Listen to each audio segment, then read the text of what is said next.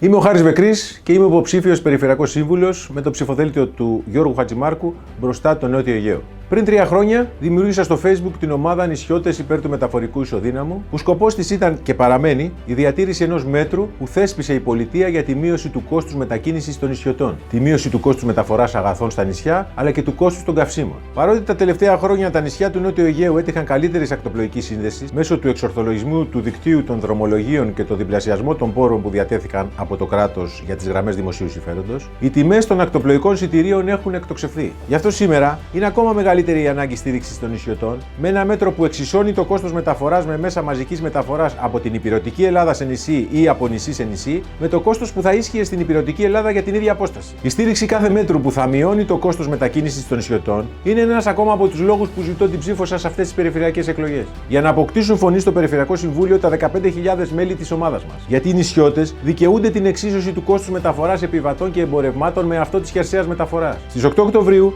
είμαι στο ψηφοδέλτιο του Περιφερειάρχη Γιώργου Χατζημάρκου με το συνδυασμό μπροστά το Νότιο Αιγαίο. Εσύ διαλέγεις ποιος μπορεί να πάει μπροστά τη Σύρο.